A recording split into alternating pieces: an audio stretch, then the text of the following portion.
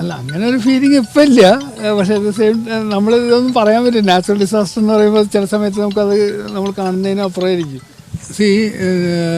ഞങ്ങളിപ്പോൾ ഇതിൻ്റെ റീസൺ കണ്ടുപിടിക്കാനൊന്നല്ല നമ്മുടെ സ്കോപ്പ്. ഞങ്ങളുടെ സ്കോപ്പ് എന്ന് പറഞ്ഞാൽ ഈ മെറ്റീരിയൽ ഇവിടെ ഇപ്പോൾ സ്റ്റാക്ക് ചെയ്ത മെറ്റീരിയൽ എങ്ങോട്ട് ട്രാൻസ്ഫർ ചെയ്യാൻ പറ്റും, എങ്ങനെ ട്രാൻസ്ഫർ ചെയ്യാൻ പറ്റും എന്നുള്ളതാണ്.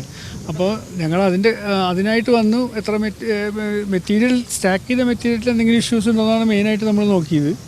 അതിൻ്റെ കൂടെ സറൗണ്ടിങ് ആയിട്ടുള്ള ടെറൈനിലും എന്തെങ്കിലും പ്രകടമായ ഇതുണ്ടോ എന്ന് നമ്മൾ നോക്കിയിട്ടുണ്ട്. പക്ഷേ ഇതൊരു പ്രിലിമിനറി, നമ്മുടെ ടീം ഫുള്ളായിട്ട് വന്നിട്ടില്ല, ഒരാൾ കൂടി വരാനുണ്ട്. പക്ഷേ നമ്മളിത് ഡിലേ ആയതുകൊണ്ട് മഴ വരുന്നതിന് മുമ്പ് ഇത് നോക്കാമെന്നുള്ള നിലയ്ക്കാണ് നമ്മൾ വന്നത്.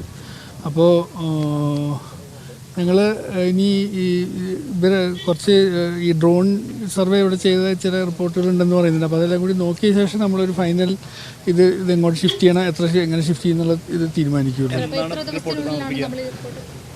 അന്ന് നമ്മൾ പെട്ടെന്ന് തന്നെ കൊടുക്കും. ഒരാഴ്ചക്കുള്ളിൽ മിക്കവാറും കൊടുക്കേണ്ടതാണ്.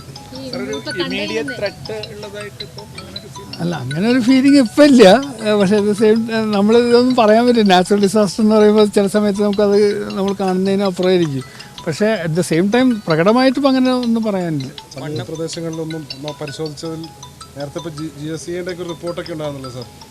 അത് ആക്ച്വലി ലാൻഡ് സ്ലൈഡ് സസെപ്റ്റിബിലിറ്റി പല ആളുകളും സ്റ്റഡി ചെയ്ത് അതിൻ്റെ റിപ്പോർട്ടുകൾ ഓൾറെഡി അവൈലബിൾ ആണ്. അപ്പോൾ അത് നിങ്ങൾക്കും അറിയാമല്ലോ. അതിൽ മേലെ ഇപ്പം ഒന്നും പറയാനില്ല. ഞങ്ങൾ പോകുന്നുണ്ട് ഉച്ചയ്ക്ക് ശേഷം.